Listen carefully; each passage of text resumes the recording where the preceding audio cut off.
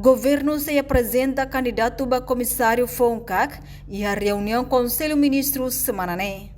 Vice-ministro Assuntos Parlamentares, Adérito Hugo da Costa afirma, Presidente da República promulga uma proposta lei segundo alteração, a lei número 8/Rio-Ruacia, Loron Sanulo Racing Lima Fulanzulho, quando a Comissão Anticorrupção, onde facilita o Parlamento Nacional a atuar a eleição do comissário FON.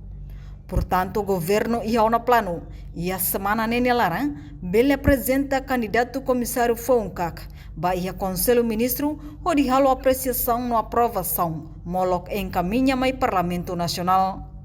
Semana ini memang Konselho Ministro Malaysia presiden, proses sebagai Ministro Federal agenda Republika Republika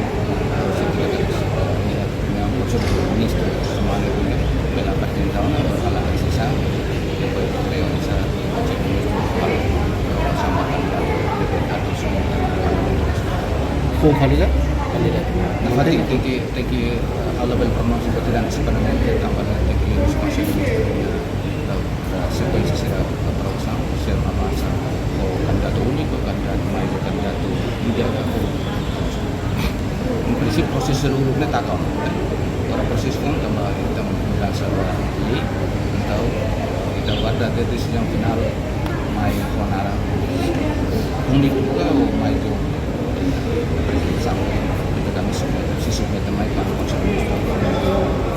Proposta lei número 8/Rio-Ruacia ne determina Moscatak, comissário nebe mandato remata ona, bele continua hala uniniaknar, to titular Fonsimo Posse, hodi garante continuação serviço público. Reportagem Melda Fátima, Televisão Timor Post.